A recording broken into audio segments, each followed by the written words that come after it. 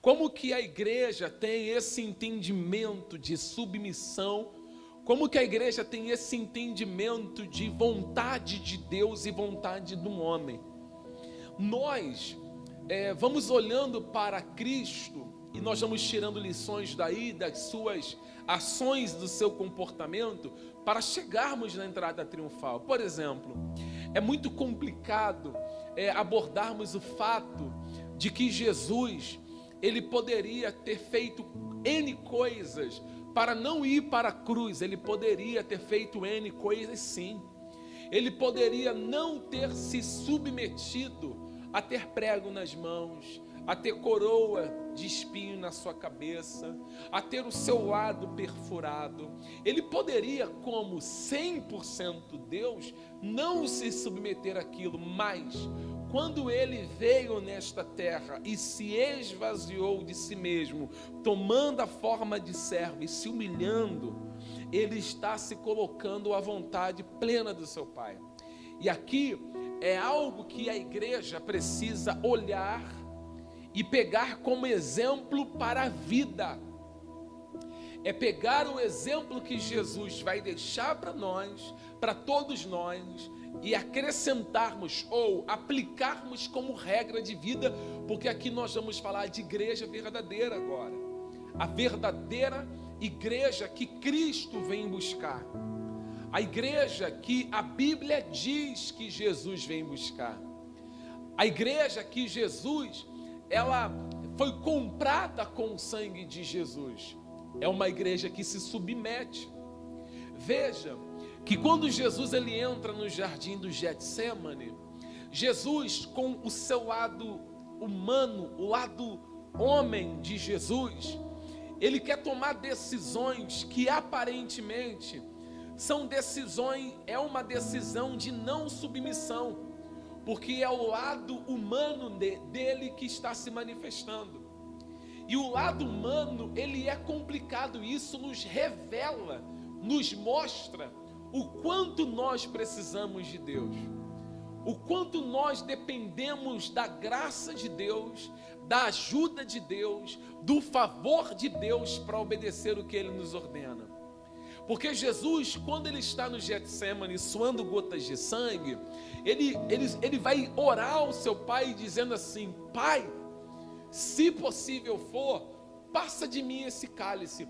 Essa é uma ação, esta palavra que ele libera, passa de mim esse cálice, não é uma palavra que Jesus liberou simplesmente porque ele estava com dor. Os textos mostram que Jesus vai narrar para os seus discípulos assim: a minha alma está angustiada até a morte. Então a angústia é um sentimento que atinge o ser humano. A angústia provando que ela atingiu Jesus, porque ele mesmo expõe que está angustiado até a morte.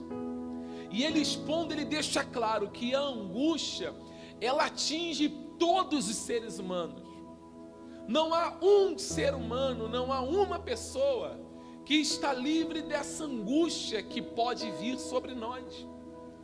Desse desespero que pode vir sobre o ser humano, ele vai enfrentar momentos de angústias e angústias inúmeras, dores inúmeras. Mas só que o comportamento de Jesus, mesmo diante de angústia, porque ele está falando como um homem, mas como Deus, 100% Deus, ele sabe das coisas que vão acontecer com ele em Jerusalém. Ele sabe da traição que está por vir. Ele sabe das chicotadas que ele vai tomar. E o pavor está nele. A angústia está nele. E é o lado humano que reage dizendo: se possível for, passa de mim esse cálice. E aí entra o lado da submissão. Aí entra a submissão do servo, que mesmo diante da angústia e diante da dor, ele vai dizer: todavia, seja feita a sua vontade e seja feito como tu queres e não como eu quero. Não é uma simples oração, não é uma simples palavra ou algo simples de viver, Porque aceitar a vontade de Deus não é para qualquer tipo de pessoas. A vontade de Deus, ela às vezes, ela vai ser contrária às nossas vontades. Se nós olharmos de modo geral, nenhum de nós aqui gostamos de receber notícias ruins. Notícias de morte, por exemplo.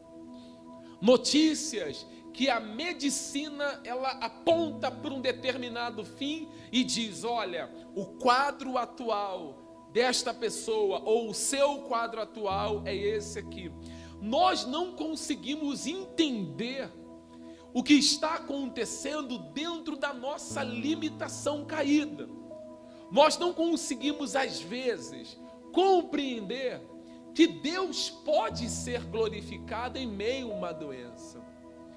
Que Deus pode ser glorificado até em meio às perdas da vida.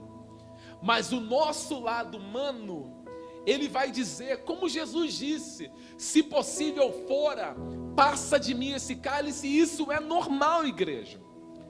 Isso é normal, mas se possível fora, passa de mim esse cálice, tem que vir acompanhado de todavia seja feita a tua vontade. Porque quando nós falamos assim, Senhor, me livra dessa situação, que a minha vontade prevaleça, você está agindo como uma pessoa que não se submete à vontade de Deus. A igreja, quando ela acorda de manhã, ou quando nós sentamos na mesa, tem uma oração, eu chamo de oração dominical, eu chamo de oração modelo também, a oração que Jesus ensinou para a igreja. Na oração modelo está assim: Pai nosso que estás nos céus, santificado seja o teu nome, venha a nós o teu reino e seja feita a tua vontade, assim na terra como no céu.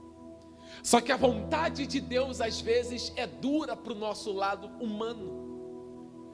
A vontade de Deus às vezes ela é incompreensível.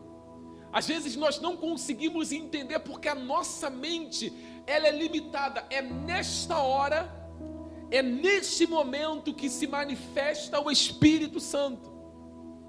O Espírito Santo de Deus é que nos convence e que nos conforta e que nos consola, que em meio a todas as adversidades e problemas que nós enfrentamos, Deus permanece no controle de todas as coisas.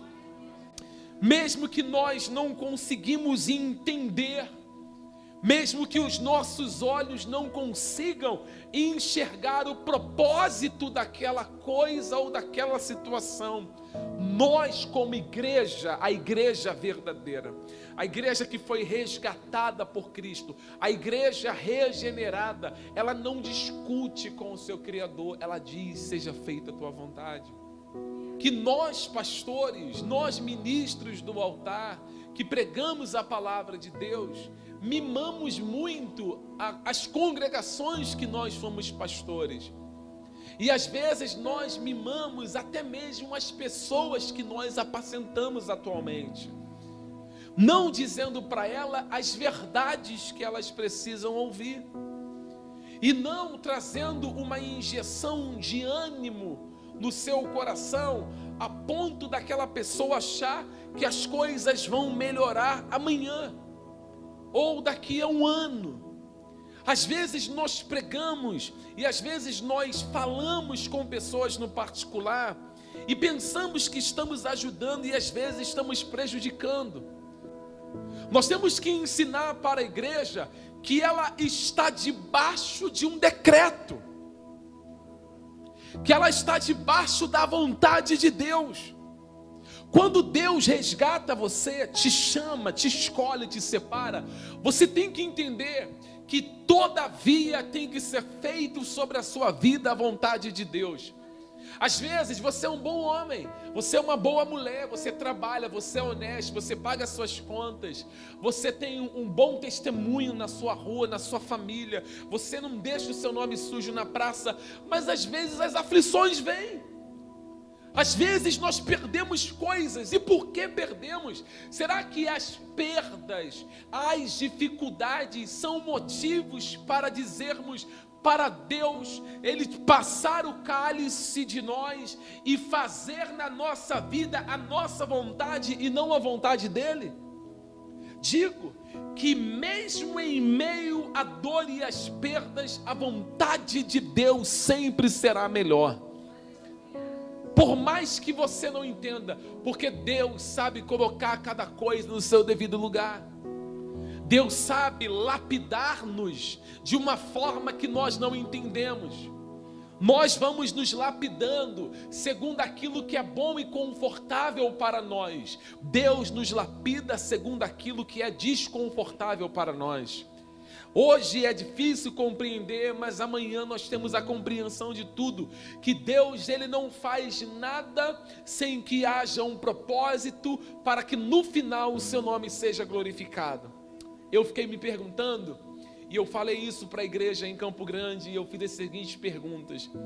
Eu queria entender como que aqueles homens conseguiam pregar e dizer: seja feita a tua vontade. Eu fico pensando quando eu estudo, eu fico falando: Deus, como que esses homens, eles conseguiam falar do Senhor, sofrer, perder a vida, e mesmo assim não pedir a sua vontade, a vontade pessoal, mas eles se submetiam à sua vontade. Eu estava vendo o filme de John Hus, e eu achei interessante a morte daquele homem. Se você puder, assista. E eu fiquei pensando, os historiadores dizem que aquele homem teve uma morte no meio das chamas, ele morreu queimado. Ele foi colocado diante de uma grande multidão de pessoas e tacaram fogo nas palhas e o seu corpo começou a ser queimado. E os historiadores dizem que ele morreu cantando. Eu fico pensando, como que alguém tem o seu corpo sendo consumido por fogo e consegue cantar? Eu fico pensando, nós como igreja, amém, irmãos? Nós como igreja, como pessoas, como indivíduos, sabemos que uma leve queimadura com água quente, com ferro, com banha, quando estamos fritando alguma coisa, dói, incomoda. Pense comigo, o que é submeter-se à vontade de Deus. Nós queremos falar sobre a submissão de Jesus, mas eu quero que você pense o que é se submeter em ter o seu corpo em chamas e você cantar e você dizer: Senhor, bendito seja o teu nome. Eu não sei qual é a canção que ele cantou, qual foi o cântico que ele expressou, mas a história diz que ele cantava. Então, uma mulher, um homem de Deus realmente salvo, uma igreja realmente salva, ela se submete à vontade do seu Senhor, independente das circunstâncias. Ela sempre agradará o seu Senhor, ela sempre se colocará de joelhos, ainda que ela diga: eu tenho milhões de razão, eu tenho milhões de motivos para falar, mas eu fui salvo. E se eu fui salvo, e se Ele me salvou, eu me submeto à sua vontade. Eu me reduzo diante do Senhor com panos de cinza e digo: Senhor, a tua vontade é melhor do que a minha. E é assim que a igreja salva, a igreja que foi alcançada pela graça de Deus, ela caminha dizendo: eu não vim a este mundo para viver a minha vontade, eu não fui salvo para viver a minha vontade. Amém, igreja? Jesus não me salvou para viver a minha vontade. Eu ouvi o testemunho de Paul Washer, e eu te convido a ouvi-lo, o testemunho daquele homem. Ele narra em seu testemunho que quando Deus o resgatou, as pessoas perguntavam para ele assim: irmão Paul, como que o Senhor consegue orar 6 horas sem parar, de maneira ininterruptas? Como que o Senhor consegue ler a Bíblia um dia inteiro? Como que o Senhor consegue fazer 24 horas de jejum? Como que o Senhor prega com poder? Qual é o seu segredo, irmão Paul? Passe para nós o seu segredo. Ele disse: eu não tenho segredo. Eu me submeto à vontade do meu Senhor. O meu segredo é submissão. E as pessoas continuavam perguntando: mas como é se submeter? Ele dizia, está no testemunho dele, ele conta isso. Ele diz assim: se submeter é saber que foi salvo. E ele dizia assim, ele diz no seu testemunho: ele me salvou de um poço de vômito. Ele diz no seu testemunho que dormiu alcoolizado e vomitou a cama inteira. E dormiu com o seu rosto, com a sua cara no próprio vômito. E quando ele acordou de manhã, ele sentiu uma parte do seu rosto dura. E ele correu para o espelho para ver o seu rosto, para ver o que era que estava no seu rosto. Quando ele percebeu, era o seu próprio vômito. Aí ele diz no seu testemunho: naquele momento eu vi quem eu sou, quem eu era. Eu era um homem podre, fétido, mas Cristo me salvou de um poço de vômito. E hoje eu me submeto à vontade do meu Senhor.